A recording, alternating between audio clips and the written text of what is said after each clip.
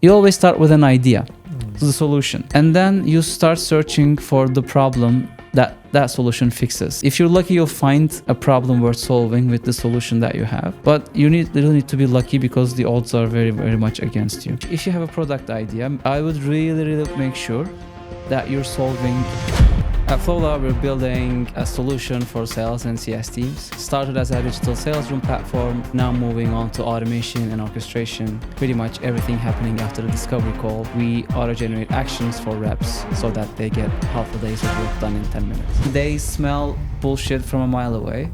Like, I try to be as genuine and as helpful as possible. That has turned out to be my way of selling into revenue teams, and it's worked somehow. When you have a sales-led process, that means you have human involvement in those processes. That means you're trying to build trust with the people you speak with, and that trust is built through, in my experience, a couple of things. One, so how are you winning in terms of you build a great product? How are you differentiating? How are you also grabbing the eyeballs? I think because that is where the real... That's a very hard question.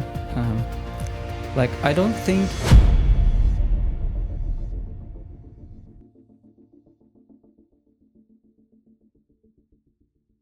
Erdem, thank you so much for coming on the pod. It's my pleasure. Thanks for having me. Well, you know, just before we started, the first thing I said was, okay, we should talk after the pod because I believe you're building something super interesting, and I think it's a business critical element, but also such a big pain point for a lot of sales teams. So just really quickly in one snapshot, just tell me just once again what you guys do, and we will get into details of it, but just get me a little bit more excited. Sure. When you don't say quickly, the founders tend to speak for 50 minutes, right? Exactly. Okay, I'll do my best. I feel you. Okay. So we are building a solution called Flowla. It started as a digital sales room back 2.5 years ago. Now it does sales rooms combined with AI workflows that aim to automate everything that happens after the discovery call.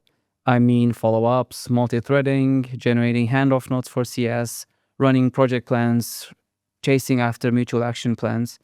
You build workflows to automate this stuff. And then, since we learned that no one wants to automate blindly, we would generate all the actions and add them to an action queue for each rep.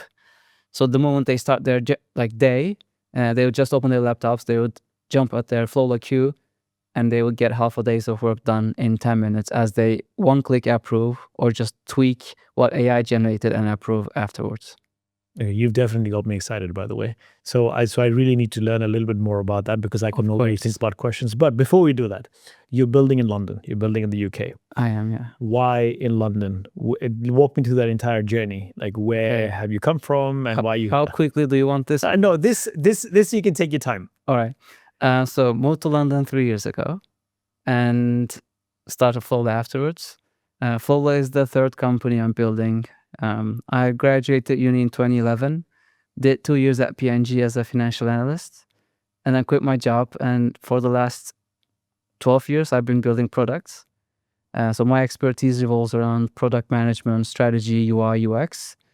And I had to do a lot of founder sales. And I've been working with sales and CS teams for the last 7-8 years. So hence goes Flowla.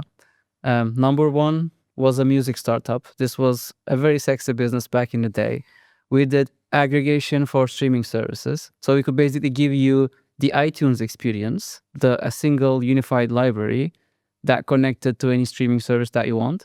So simply in the same playlist, you could drop in a SoundCloud set and a Spotify song and a YouTube video and everything else. Because if you like music, you probably collect music from different sources. That's what we were. That's what we built. It got pretty successful. We reached 500,000 users in 2 years. And then as people started spending more time on our platform than on Spotify, on SoundCloud, we had problems accessing the APIs, and at some point we had to stop. So great product, very sexy business, but failed to commercialize. Lasted 3 years, we ran on angel money. And then I did just the opposite, not a sexy business, a marketplace for SMBs back in Turkey. But the unsexy business turned out to be a financial success. We ended up successfully selling that company. So we, there's a group concept called group buying, what Groupon did back in the day. We always know in a B2C fashion, right? Getting 100 hotel bookings and selling them with a discount. So that model also exists for B2B. So imagine you have 100 company cars. Your procurement guy in-house would probably go to Shell and secure a nice discount with the volume that you had. So a lot of companies do a reselling of these vendors, like shipping, fuel, office supplies, employee benefits, all those recurring expenses.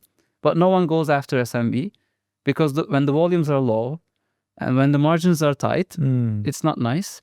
So we went after SMB. So we built our own product that helped us accelerate how we sell. So we tried digitalizing the entire sales process. What we did was generating a URL for every proposal that we generated, and then the receiving end could actually view that proposal, accept it, fill in their contract. We would generate the contract PDF. They could e-sign it. So pretty much anything to finish that procurement, they did everything in that link. We didn't know that could be called a digital sales room back in the day. This was like 7 years ago. But that product ended up being a huge success. It helped us scale our marketplace, and we ended up getting acquired by one of the vendors that we worked with, a French company called Group Up that does employee benefits with a global operations. They were very interested in technology. They acquired our solution, and then we did some earn-out period. Luckily, that coincided with COVID, so we were just at home and working. And when that period ended, I moved to London. You said not quickly this time, so this is the whole story before London. This is your long answer. Look at now. Yeah. Now I know exactly how long is the duration for short and long, so I'll be mindful. Maybe some of them I'm going to tell you medium. Okay, I'm very good at getting prompts, so just give me the prompts. Okay. I'll generate the best possible text. So why London? I mean, did you have friends, family here? Was this always on your horizon? There was a strategic move, or? So I'm coming from Turkey. For us, I think for anyone, London is a very welcoming city. Yeah, it's very easy to get used to living here. There's no language barrier if you're fluent in English.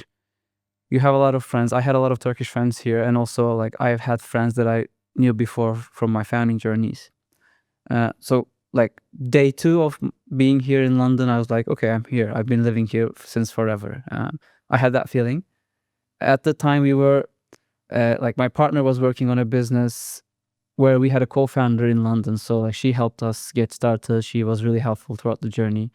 So for us, it was an obvious choice. And it's super close to Turkey. I'll just take a flight now and then be with my parents in 3.5 hours, which is an important aspect as you grow older. You always think about that. Yeah. So that was a very easy choice, to be honest. And how easy was the move? I mean, you coming in, what was the visa, the legalities, whatever?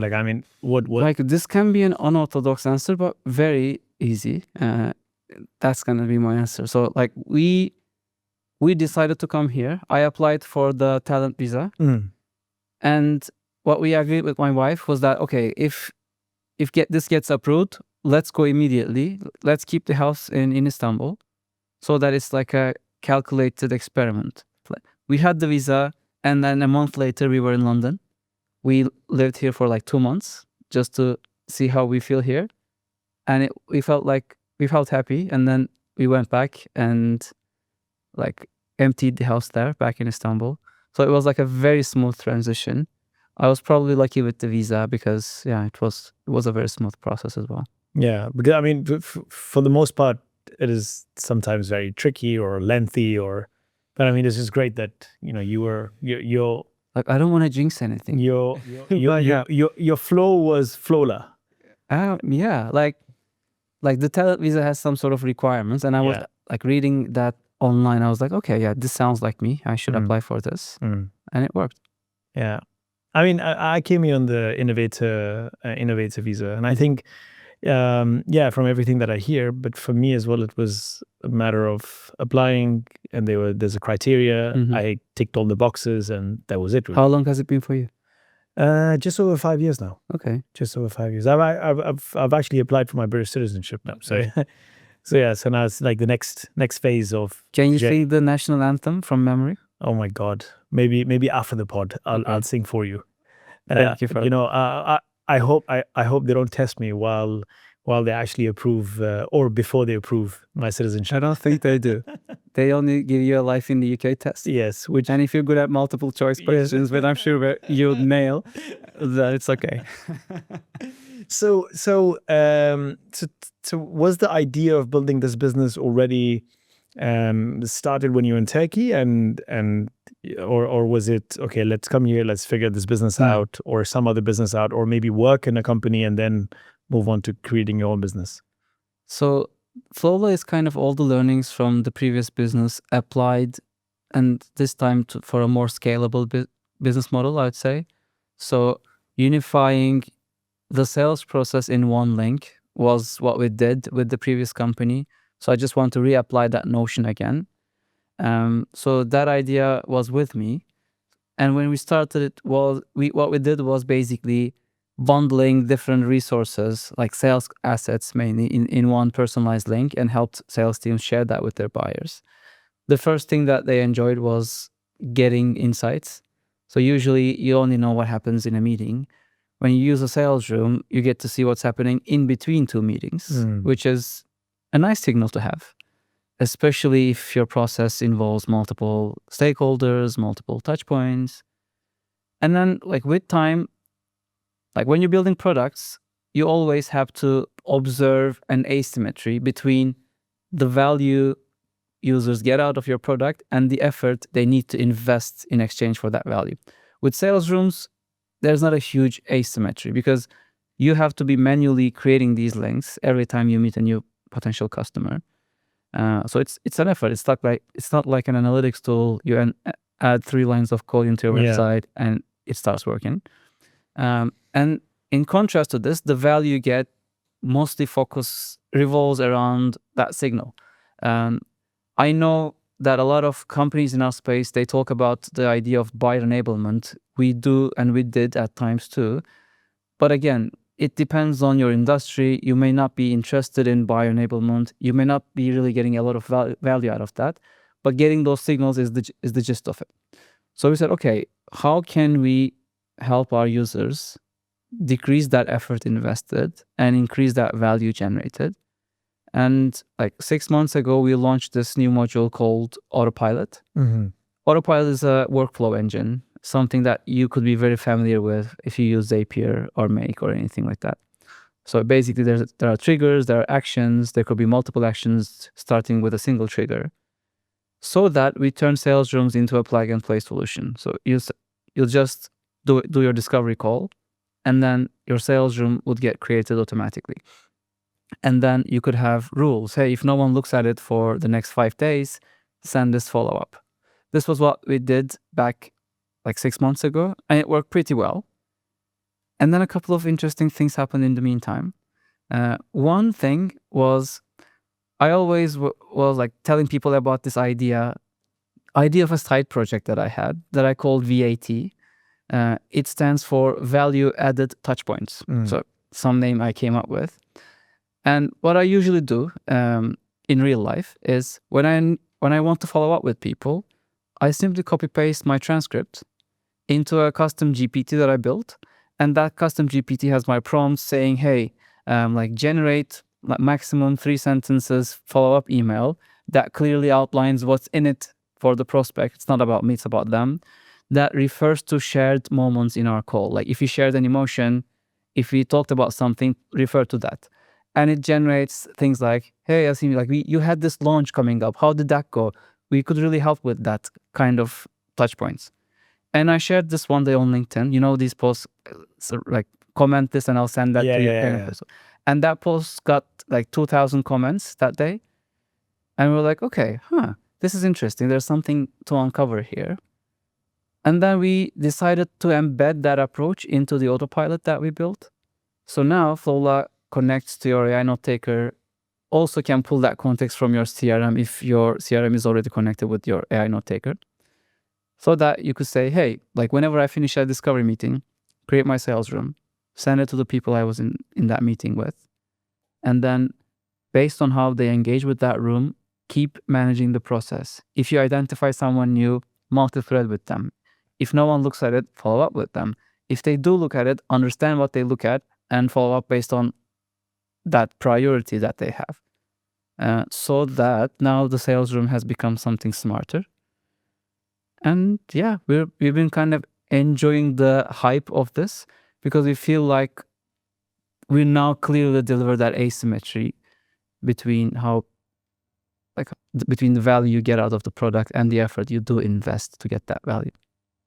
Sounds super interesting, by the way. Like I can already start imagining, like, okay, so how's this going to work for my business and like across different sales CSM type of functions? Because, like I said, I mean, it's a pain point. Obviously, all of us face, and I think it also boils down to, managing your team, training, keeping a pulse on the movement of the deal. I think it's great for team managers and for a company as a whole to have that visibility.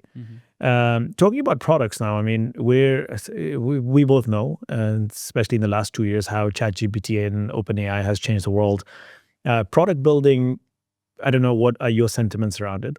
Product building has that become that much more, I would say, I don't know if the word is easier, but maybe relatively easier than it ever did in the past. There's just so many tools and just so many new ways of doing things as well. But I think the bigger problem because of that has become attention.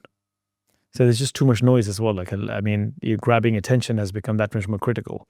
So how are you winning in terms of you build a great product? I can maybe already imagine, okay, you've got competitors and they're, because I know of a few companies who are maybe doing something similar or, who are somehow in their realm. If they're not doing this, that product is also all there. I mean, the technology is available for everyone. If they don't do it today, they're going to do it tomorrow. How are you differentiating? But then how are you also grabbing the eyeballs? I think because that is where the real... That's a very hard question. I don't think any company has a perfect answer to that. And I don't think there's one thing to reach. It's always a moving target because you build an edge with your product, then your competition follows. So you have to keep, it's more in the approach on how you do things. I do agree that building a product is easier than ever. So the saying, first time founders are stuck with their product, second time founders, they care more about distribution. I don't know if that's the exact thing, but something like that. I think that's getting more and more important. If I were to start another business today, I would just build something that solves distribution at day zero. Even maybe piggybacking on some incumbent or shooting for an app store, something scalable. Because this is a challenge everyone has been facing. What we try to do, and we've seen results with, are a couple of things. One, we try to put very valuable content, like one major content project, at least one every quarter. For example, every end of year, we prepare a sales almanac. You might have even seen that on LinkedIn. We curate the top posts of that year and then turn that into a story. So not just a simple list, 1, 2, 3, 4, 5, but turn that into a story. Hey, the year started like this. We saw these trends. And in every chapter, we bring you a bunch of actual LinkedIn posts. So just reading that throughout, you get a sense of what happened on the LinkedIn streets that year in terms of sales and CS. That always brings us huge traction. In March, we did a women in leadership, sales leadership content project. We also did an offline event.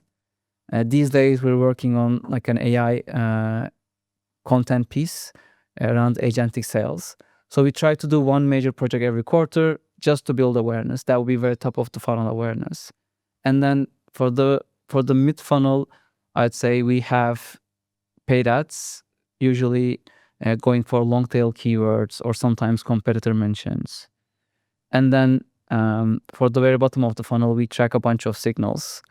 Simple stuff like website visits and also more complex stuff that we engineered so that we have a outbound motion that converts, and we're seeing results with that. So we usually approach that in a layer system. We have to have awareness so that the outbound works at some point. We have to go after some long tail keywords, because like digital sales rooms and the automation, like what we do is becoming a thing. So we go for that. But it's always a moving target. And we always have new projects like to work on. We have a backlog to test that involves partnership with some tools in a specific vertical, or like new content projects. It's open for experimentation, has always been. So what are the levers you think that you're pulling at this current state, which is giving you the biggest wins? I'd say social, products on virality. So around 20% of our new pipeline comes from people who receive our links from our existing customers and go, interesting, let me try this out. And then they book a demo with us. It's a nice portion. And it's nice to have that virality built in because it's free and it's scalable. Social, the content projects, and usually the founder-led posts, and the signal-led outbound. Those are the 3 channels that we're making work. And you guys have so you just spoke about demo. You guys also have a self-serve model, or is it you need to speak to your reps? We do. We actually were keen believers in product-led growth for our first year, which didn't turn out to be a huge success. And as we dialed up the handholding in the process, we started making more money. Like super correlated, no-brainer thing. So now we try to have as much handholding as possible in the process. We do have a self-serve sign-up. It's available. We have clients that pay us more than our sales-led deals that we've never met, even in a meeting, but that's not a very frequent use case. We treat those sign-ups usually as top of the funnel that needs nurturing. So even if you sign up, if you fit our ICP, we'll probably reach out to you in a personalized way to get you into a short meeting just to make sure we get our message across, make sure we understand you, and like steer you into a free trial where we have human involvement. So I'm curious, when you talk about scalability, you think if you don't have an element of self-serve, how easy or difficult it is to hit that critical mass of scalability? Has the landscape changed today? Like, do you think an element of self-serve is super important? Because how many human beings can you have and just demos after demos after demos? If your product has the potential to go super viral, you need to optimize it for self-serve because you never know when that's going to come. So you have to be ready. So when it does happen, you kind of fulfill that demand. But if lovable, for example, like you couldn't have the same product. Hey, book a demo, we'll show you, and then we'll teach you how to prompt this thing so that it generates what you want. It doesn't work that way. Shouldn't work that way. But like our business, I don't like, maybe with the new angle, it has the potential to go viral. Maybe in the future, we'll look back to this video and say, you know what, like we saw it coming back in that day. But if that's the case, I'd rather try to focus on this stage's problem. So for me right now, scalability is of course important, but I'd rather scale this from like, let's say 1 to 5. I don't care about scaling this 5 to 100 these days. That is my primary concern. And for that to happen, I still like manually email people if I need to. Like if like I track off every sign up, I track off our sales room signals, and I even track off users having sessions inside our product. So I could easily email someone that I've been in a meeting with 3 months ago. They paid for an annual plan, but they weren't active. And then I saw like one of their team members having another session inside the product working on something. I would immediately email like my contact there. Hey, I saw like your team inside Flowla, they were building something. I guess it's the right time for you to like resume this conversation. Let me know how I can help. And immediately I'll get a reply. Yes, like we're kind of kicking it off now. We were late, sorry about that. And then it starts a conversation. So I am a huge believer of like being at the right place at the right time. Of course, I scale this using AI, using automations, but I still do a lot of manual how would you call it, like overseeing of Yeah. things, so that I just show up at the right place at the right time and start the right conversation. Yeah, I mean, it's great, especially AI agents these days. Like they're bringing in a lot of efficiencies, but you still need that oversight to be able to manage everything that is happening underneath you. Yeah. Like questions I usually get asked in the discovery calls, like when I show up and meet our prospects, like, what tool are you using? Because the message you sent me was like super timely. We were actually exploring other sales room tools. Like, how did you do that? Or like, which tool are you using? Because like that was very spot on. I was like, yeah, it's more sometimes this tool and sometimes it's just me, you know. Like people ask me that and they get impressed Yeah, because we're selling into sales teams correct. and they smell bullshit from a mile away. So you like I try to be as genuine and then as helpful as possible. That has turned out to be my way of selling into revenue teams, and it's worked somehow. What's your current ICP? So are you mid market? You're smaller companies, or Mid market is our sweet spot. okay? Like we have 6-figure contracts with like companies that have IPO that or soon to IPO. Okay. So that's a segment, but that's a slow moving segment for us. So we always keep those deals in the pipeline. We nurture them with time, and we know we should be patient when we manage those deals. And then we have this sweet spot, maybe 50 to 500 employees, where we actually see a lot faster sales cycles. There's usually one person that champions us, could be a RevOps person. And then we would get our signature from the like VP of sales or the chief customer officer if that's an onboarding implementation use case involving the CS team. So you're not actively looking at like a smaller company, like less than 50 headcount companies. We're not actively looking, but if you show signals, could be as simple as visiting our website, visiting our pricing page. We're a 30 people company. You'll still receive, like, you'll still be enrolled in a sequence of ours, in a personalized way, reaching out to you. We wouldn't do this proactively, but if you're searching for a sales room, if you look at our pricing page, if you're below 50, yeah, we'd still reach out to you.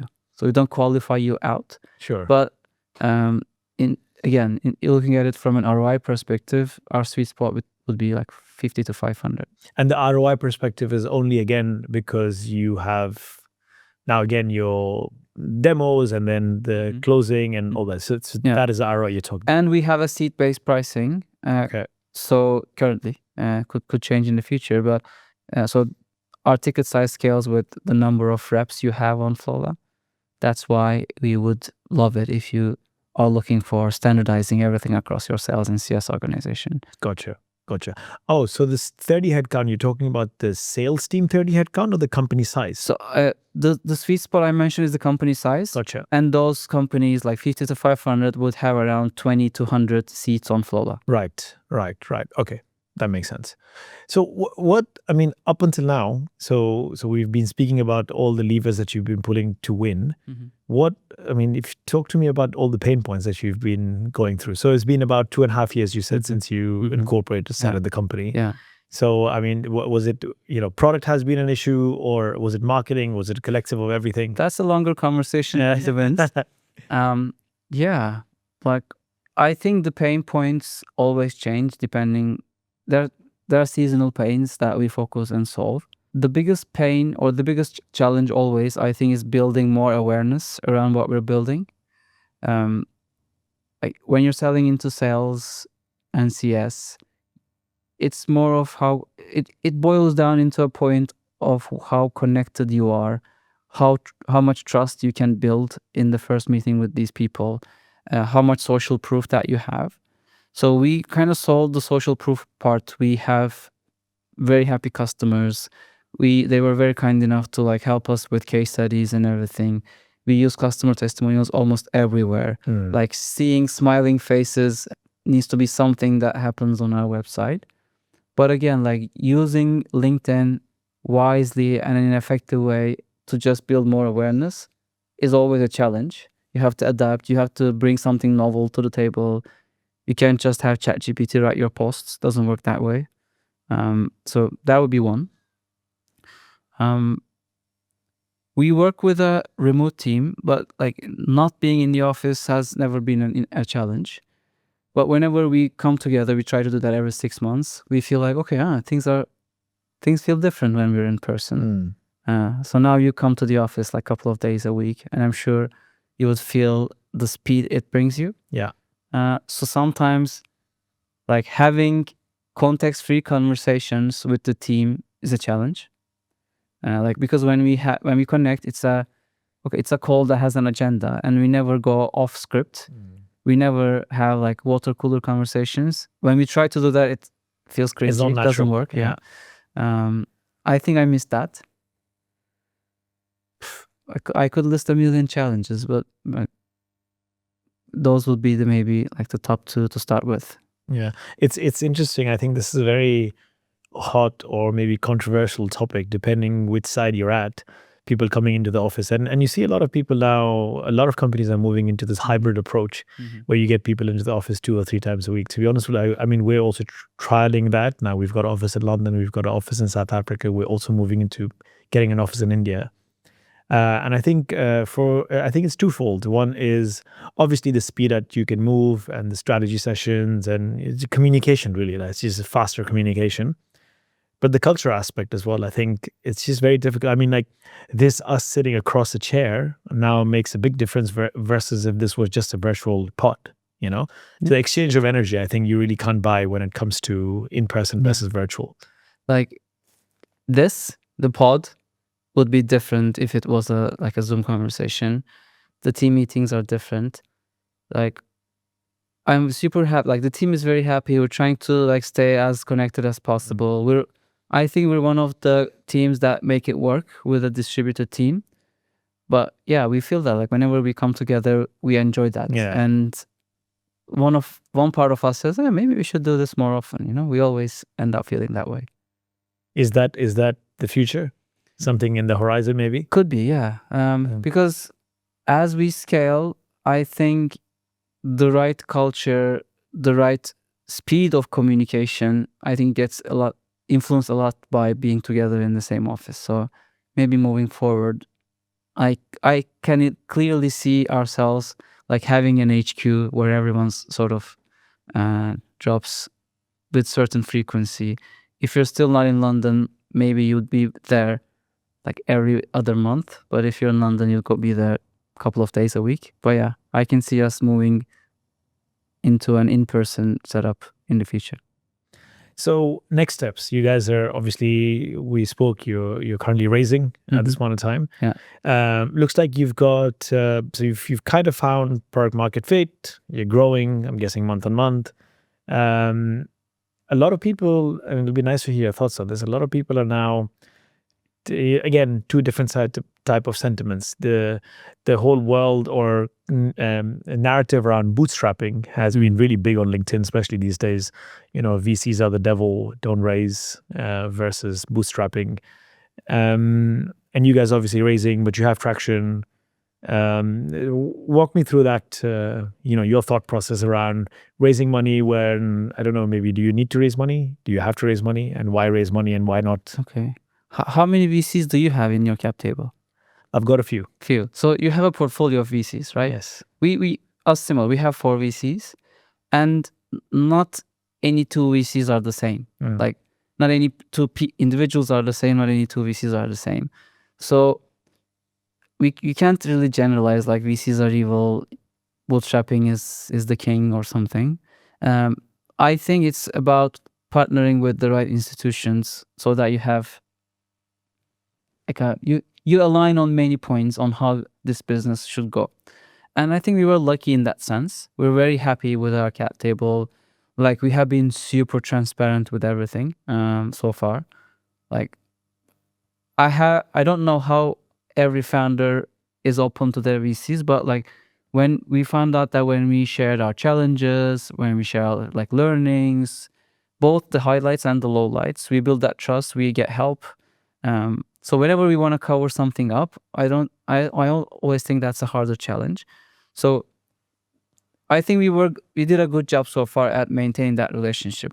Having said this, I think to find more scale, building more partnerships like this is a great way to go. As long as we align on the product vision, as long as we align on possible outcomes, what we want out of this business. Like when you're bootstrapping, your things are sometimes very, very hard. Like owning 100% of the company you're building is a great feeling. Maybe if I built another company after this, I could go that way. So that's a very viable approach. But having cash to solve problems, like who says no to that?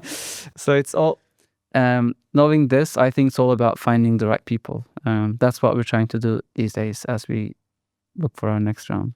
I agree. So, you rightly said, no VCs are the same, but no two founders are also the same. Yeah. So it also depends, like, I think what you really want from this business, and I feel also not every business is a VC eligible business as well. So I think that's what I'm actually trying to come to. Social media in general, there's expectation versus reality. A lot of things told on social media. Again, by no means I'm advocating raising through VC or bootstrapping. I think really depends on you and your your vision for the business. But I actually completely agree with you. I think it's really important. At least my alignment is okay. Like, I mean, I would rather have. It's not only about this having a smaller piece of the bigger pie, but I think that collaboration, learning from other people, bringing the right people on your board. I think it's just the way I look at VCs are also, I don't know if you feel the same, but it's like having team members. So it's just like, okay, how can I learn? What value can you add? And collectively, how can we make this, which can solve problems, real problems in the world? And I don't think I can do that alone. I need help. Yeah, and like if you look at a lot of successful founders out there, they're usually great fundraisers. So their approach is more about finding more resources to fuel the growth of the company than actually getting lost in day-to-day problems, which could be a huge lever to pull if you have the right product. So like, again, I think bootstrapping, I always dream of bootstrapping because you always dream of being more independent, doing your own thing. It's great as long as you can maintain that, but cash is a great leverage. So like, I have a lot of examples that I look up to that those people were great fundraisers. They brought in the right resources into the company. They hired the right team. They could afford a very good team as the company, and then things happen. So I think having the right resources is super important. Having the right resources at the right time is super important, and raising from VCs is the easiest way to do that. I mean, raising is relatively hard. I mean, easier said than done, but you're right. I mean, having money changes. I mean, it just, gives you a different leverage in business. Talking about the right time. So when is the right time to raise? Very cliche, but like when you don't need to raise. Like, I always find that my best conversations with VCs I meet are the ones that I've known for a very long time. Like one of our first investors in Flowla, the GP at the fund, like she actually wanted to invest in my first company, so she's known me for 10 years. Oh wow! Now I'm speaking to some funds, like they they're mostly the funds that I actually met during our first round, and they have seen the progress. They have met me back then. I was someone that they just met, but that now they know what we could do as a team. So they have built trust in time. So like in this specific example, I think some cliches are really true. One is the best time to fundraise is not when you need the money. And two, it's like if you ask for money, you get feedback. But if you ask for feedback, you get money situation. So it's always a great idea to be involved in soft conversations before you're actually hardly pushing for a raise, so that you build that trust over time. Because a snapshot of where you are at this point in time means less than the delta of two snapshots to reveal what changed, what went, what improved in a span of 1 month, 2 months, 3 months, a year or something. So I really believe in those things. If you ask me, are you like practicing them to the best extent?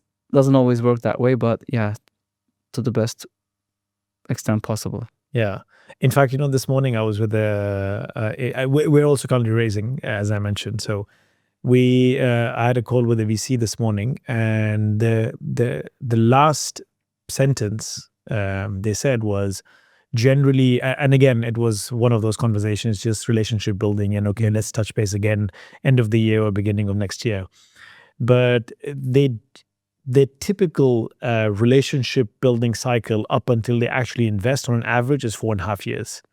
Obviously, big VC and the minimum ticket size of 50 million and above, but 4.5 years. So I mean, that just goes to show also people moving into this direction and thinking about raising is not just a one and done. Like, it's that whole relationship building, like any sales activity that you do.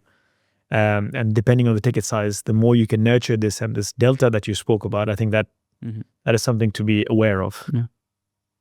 That's what we see in our own processes as well. Yeah. Talking about the fundraise. So let's say you've closed around. So best of luck, by the way, for you closing it around really soon as well. Thank you. So what's the next? What's the aspiration with the round? I mean, the money comes in, and why also the money is coming in, and then what happens next? So with this last launch that we did recently in the last couple of weeks, we're seeing a market pull that we've never experienced before. Even before with the launch of the autopilot, like we grew our revenues almost 4 times in the last 7 months, which was very impressive. Like, we built more revenues than that we did in the last 2 years or something, in the last 6 months. So we definitely see there's something here. So we're at this point where we're still growing with founder-led sales. There's still just me that is bringing in revenue. We don't have a team of account executives yet. So I feel like I have been blocking further growth for a while. So my main priority is to unlock this. Simply turn whatever I achieved here into a system, and have more presence in the US. Like, majority of our revenues based in the US, despite the fact that we're in London and our team is throughout Europe. So there's definitely something there as well. So goal is building awareness and building a scalable go-to-market engine, turning founder-led sales into a team of reps that are present in the UK and the US. That's my priority. And keeping our edge with the product. Like, we have to keep investing there. So again, the US was by design, or again, it was just organic? It was organic. I wish it was by design, then I would be very proud of myself. But like, the proudest thing I could do now is to act on the signal that the market is telling us. Right. Like, the people are faster to decide. Usually we find the stakeholders to be more progressive, more open to experimenting with new technologies. And they find it easier to build trust. They can, overall, they act more progressively, and that's usually worked in our favor. We have a board of advisors that have very strong connections in the US that helped as well. But more or less, I think we were faster to sell in the US than we were in Europe. Again, like, I usually live two separate days, like one in the London time zone and one in the Eastern time zone after I finish my day here. I have to do this because we have people there. Yeah, because I have to. Yeah. And do you think that Europe is a slow burner because of language barrier, maybe, or?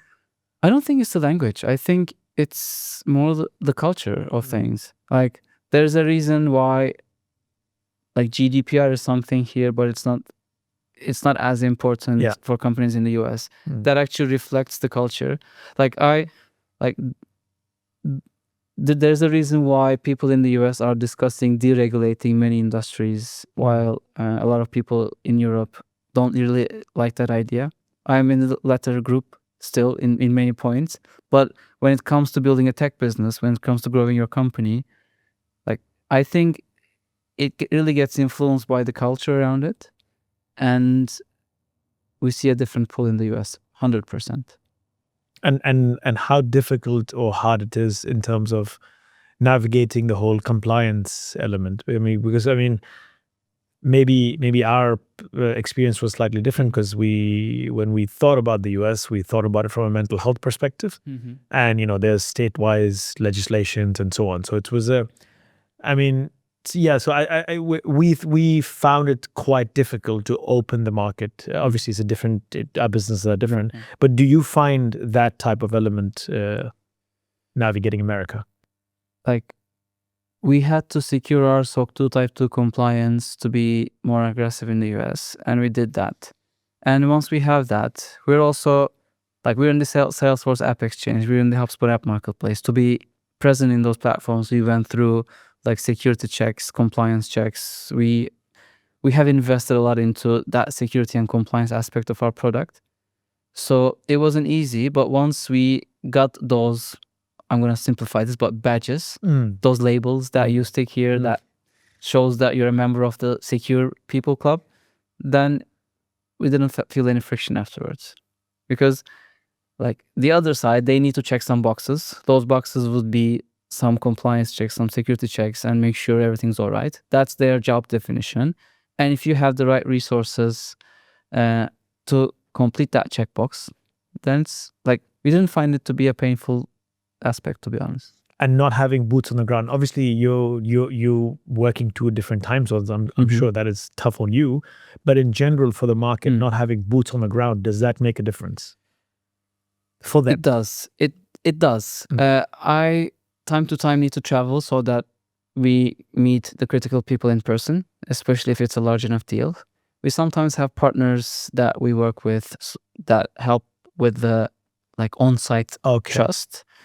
But like, we have like very large contracts that we completely close remotely. So there's no one single rule. But if you ask me, I always try to spend in-person time. I had always tried to meet someone in person if the deal is above a certain threshold and I really want to make that happen. I would fly to any country just to meet you because the ROI is usually very easy to calculate with the plane ticket. So the aspiration now moving forward with the raise is that you have maybe a space, like, I mean, you have an identity in America. Yes. And because that, I believe, now is your biggest market now. It is. Okay. And more awareness in general. Like you asked, that was one of your questions. Like, everyone's building products. How do you make sure you stand out? Again, there's no silver bullet to that answer. It's usually things that compound over time. Like having good thought leadership, having a nice founder brand, doing podcasts like this, or working with the right people that have an audience on LinkedIn. And it's not a one-off thing, it just compounds. So the earlier you start investing in that, the more traction you'll get in a year from now. So we have already started investing in that. We'll probably double down on those processes so that we reach the level of awareness that we aspire to have a year from now. And I see that happening for sure. Well, I wish you all the best. Thank you. A lot of founders in the UK, not all, but for the most part, their North Star is the US. I mean, what would you advise them? I mean, they're opening a market. Like, I mean, anything people should look for or be aware of before entering the market? Like, there's an interesting pattern for some of the nice deals that we close in the US. When the deal reached some certain maturity, it could be, I don't know, we passed the POC or something. So when it was time for a decision, I always found that one of the decision makers there was a connection of one of our advisors.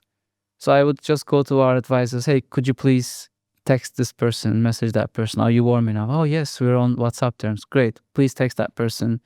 So I tried to multi-thread, because if you hear Flowla from me today and if you hear Flowla from another person tomorrow, then you'd think Flowla is a nice brand. Yeah. So I think the key is to achieve that, having multiple touch points from different sources, mentioning your brand so that it sticks. For us, we actually made that happen through a board of advisors. We partnered with amazing people. We connect with them on a monthly basis. So like have a 30-minute chat every month. I have a backlog separate for each person where I populate all the questions I'm going to ask them, because like, you're a founder, so you always have challenges, you always have questions. And then when we connect, We usually exchange those questions. Sometimes it's the other way around. And then I have my ask, hey, I saw you were going to this. Are you warm? Yes. Please, can you write to them? Or can you introduce me to this person? So we leveraged our board of advisors big time for the US expansion. But our sales cycles could be done remotely. We don't need to comply with regulations like in your case. So probably this case will be different for everyone. Spending in-person time and leveraging someone they trust. That would be my very basic playbook of that question. And if you don't have that leverage, I mean, I think maybe it's interesting as well that you've built that leverage for with people. But if I'm starting out, like I have a great product, I don't have that leverage, what do I do? Then you aim for a very, very good case study. What brought us that leverage is traction. What brought us traction is probably having a funnel wide enough so that we have meaningful output at the end. And once you have those successful cases, once they start to pile up, then when you meet someone and you show them what you built, what you've achieved, then they want to be part of that journey too. Because to these advisors, we're not paying them. We're kind of like giving them a minor equity in the cap table, and then we're both committing each of us to a context of we're promising each other things, and they want to be part of this process when they think it could be big someday. So for that to happen, you need traction, and traction is it's not a chicken egg, because for the first set of customers, you can always have connections of your connections, or smart outbound messages, or connections of the people that you used to work with. It's always how do you get the first 100 customers problem? You always tap into your network first, and then you use that to tap into next. When you have a sales-led process, that means you have human involvement in those processes. That means you're trying to build trust with the people you speak with. And that trust is built through, in my experience, a couple of things. One, your success stories with others. Two, the fact that you're funded, you're still going to be there in a couple of years. Three, you know the same people, and the people they trust you. If you check these boxes, it's easier. And I think you have to first check these boxes, engineer the process so that you check these boxes first, and then you use that to go to the next step. I don't know. That might sound too technical or too visionary, but it's very practical. It's like, how do you get your 10 customers as a startup? And how do you get the next 50 after that? It's always like that. You use the first to get to the second. Yeah. Even with your life. I was literally going to say the same thing. I mean, yes, it sounds technical, but if you flip that and if you just bring that into day-to-day personal relationships, it's exactly the same. It's exactly the same. Your life is like that. You use what you did to do the next thing that you want to do. So probably the same playbook applies everywhere. Yeah, no, absolutely. Because ultimately, I mean, people are buying from people. We're just human beings. It's just human relationships. Yeah, it's just a different context when it comes to the business world, and depending on what product you're selling and to who and which jurisdiction and so on. Advice to people, young founders, trying to start a business now in your space. I think, your space is also quite interesting. You're selling to salespeople. Salespeople, I think, maybe can smell the bullshit way faster and further than anybody else. So every space is tough, but I think your space is also quite interesting because you're selling to the salespeople, somebody moving into the space. What would you advise them? The biggest, the most frequent pattern I see with people I speak to is that they're usually very fixated on the solution they want to build rather than the problem it solves for, or if the problem exists in the first place, or if the problem is painful enough to be solved in the first place.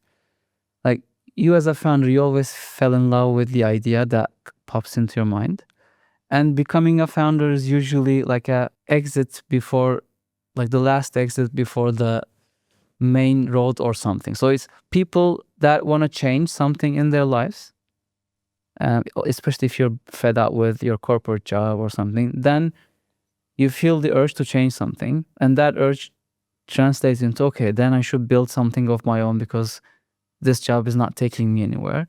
And that drive makes you reach an idea that you fall in love with, and you fall in love with the solution, not the problem. So the thought process is not like, hey, you know what, there's something I've discovered, like people are spending a lot of money for this, but I realized we could actually make that a lot cheaper. So you don't go start like that. You don't start, hey, if you're recording a podcast, you need to edit it. So this editing software is solving a huge pain for everyone. You always start with an idea, the solution. And then you start searching for the problem that solution fixes. And that's farthest from reaching product market fit. If you're lucky, you'll find a problem worth solving with the solution that you have. But you need to be lucky because the odds are very, very much against you. So if you want to start your own, if you have a product idea, I would really, really make sure that you're solving a problem that people are willing to pay for. Like problem large enough, there are like a lot of people that want to solve that problem, and that's it. Because we all love our solutions, always. This holds true every time. Even if you're listening to this right now and thinking, you know what, my idea is not like that. I really am starting with a problem first mindset. You probably are not. Right? And that's what everyone does, especially if it's your first company. You always get fixated on the idea, the solution. And what would you advise these people who are now the first time trying to solve a problem? Like how do I know I'm going in the right direction? Do I validate that? I speak to my friends and family. Do I get customers early? How do I validate if I'm going in the right direction or not versus spending months and years? When we started Flowla and also in the previous companies, we always tapped our network. Hey, I'm thinking of building something. Is related to the area that you're working in. Like, would you be out for a very short chat? And then in that chat, again, not being fixated on the solution, you try to understand their problems. The tendency would be they would tell you something and you're not really enjoying that because that's not what you really want to say, or they're like objecting to what you're saying. But any founder would have the urge, but don't you think it's like you're kind of trying to convince them? So if you feel like they're pulling you without you trying to convince them, you're saying this is still a work in progress. They're asking when that could be live. If that's live at the moment, is there anything I can try? Like, is it available now or something? That's a sign. And until you have that sign, you'll probably keep iterating, because as long as you don't have that sign. For example, I told you about this new version of Flowla and you were like, is it available now? Can we talk afterwards? So that was a sign. That was a validation. If all your conversations are going this way, then that means you should be investing in that direction. If not, if you find yourself, well, don't you think this is painful enough that you're sending all these manual follow-ups by yourself? Like you weren't thinking that I'm trying to put that question, thought into your mind. Then I'm trying to push the solution I'm in love with to you. That's the primary thing I see. The primary mistake everyone's making, like falling in love with an idea, sticking to that, and listening to others' feedback with a filter, not opening themselves to what they're saying, but trying to convince them that this solution is actually nice.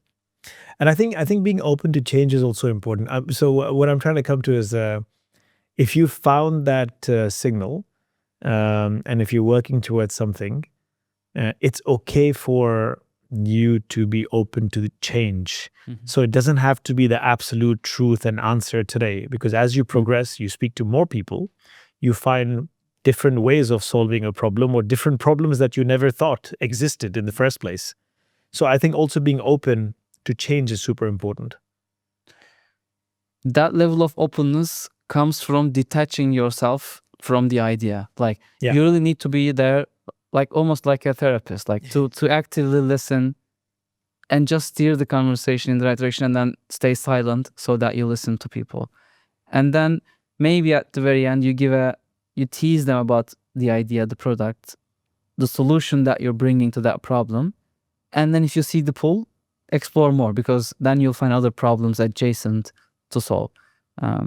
But yeah, it's all about being very open, like listening to what they tell you instead of, I always say in product discovery conversations, there's this example, like I'm trying to uncover a pain problem, right? And I'm going to ask you what you had this morning. I could ask you 2 different questions, and I always make this mistake myself as well. What did you have for breakfast? Eggs, bread, versus what did you have for breakfast? And then I'm shutting up. Yeah. Maybe you'll just talk about something entirely different. But if I start with eggs, and then you say, not eggs, but I have eggs sometimes, but not every day, then it's a different conversation. So it's more about stopping yourself, like trying to calm that excitement inside you to actually identify the pain points on the other end. I think that's really important, especially if for every founder, your business is your baby, and you're super emotionally attached to this baby as well. So I think sometimes receiving that feedback, even if that feedback is good for you, you have this wall in front of you that just you don't allow that penetration. And I think that is super important, because you're not essentially building that product for you. I think you should remind yourself that every single day. Yes, perhaps that's a pain point that you felt at one point. Like, for example, you were in a certain business. There was a correlation between your previous business and this business that you're building. But essentially, you're not the buyer. I mean, you need to be able to be open to that ideas. That is very correct. Yeah. Talking about, we spoke about all the young founders coming in. You've come a long way yourself. Talking about your younger self, this is like a typical normal question I ask to every founder who comes on the pod. What would you tell yourself, that how old young guy, 13-year-old in Turkey, before starting and before moving into all this, before even having London in the horizon? Well, I think I need a minute to think about this. Take your time.